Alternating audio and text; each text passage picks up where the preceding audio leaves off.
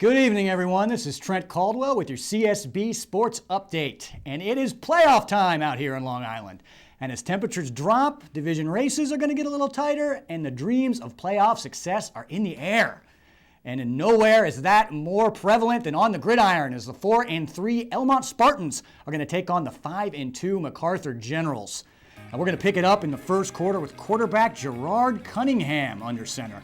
And the Field General is going to launch a pass down the sideline to a wide open Brendan Smith, who's on his way to pay dirt. But Elmont's Brandon Everett is going to make a spectacular shoestring grab and stop the touchdown. However, didn't stop MacArthur long. 2 plays later, senior Tom Keller is going to rumble in from a yard out for one of his 162 on the day. Generals are going to go up 6. And the Spartans would have no answer for Keller today, as he strolls in from the 25. And by stroll, I mean he runs very fast. And the Generals are going to go on to win 21-0 behind Keller's 3 touchdowns on the day. Now, division supremacy wasn't only on the line in Elmont Saturday, as there was an enormous game on tap out in East Setauket, as the 4-3 Northport Tigers are set to square off against the 5-2 Ward Melville Patriots. Now, on paper, this seemed like it was going to be a tight matchup, but on paper, it doesn't mean anything on the football field. Northport's coming in on fire. They're winners of 4 in a row, and Melville's going to be in for a long day. As the first quarter started with quarterback John Gilroy handing it off to number 20, John Trainer.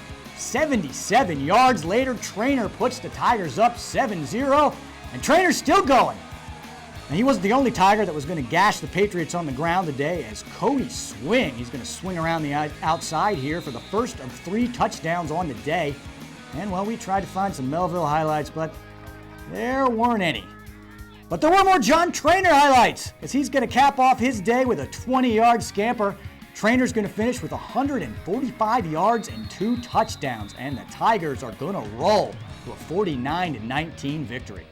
Now, the men aren't the only game in town, as the women are also gearing up for the playoffs, and the ladies of Garden City High School are going to travel out to Manhasset for a game against their heated rival, the Manhasset Indians, as we get ready for some field hockey. Take you out to Manhasset High School as the visiting Trojans come out fired up. It's a raucous atmosphere as the sticks hit, and we're going to get ready to play some field hockey. Garden City's Victoria Piscopo is going to kick things off in the first period for the Trojans by stealing the ball and flying downfield, where she flips it to Charlotte Castronovo.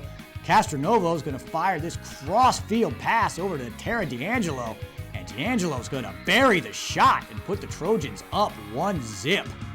But Piscopo's going to get back to work in the second period. She's going to pass the ball forward to herself and fire a shot that puts the Trojans up 2-0. And that's going to prove to be too much, as Garden City holds off Manhasset 2-0 and improves their stellar record to an impressive 16-1. So 3 more local teams are going to move on, and 3 more are going to have to wait for a year for their chance at redemption. And as the temperatures drop, keep it right here for all your red-hot local sports news. I'm Trent Caldwell with your CSB Sports Update.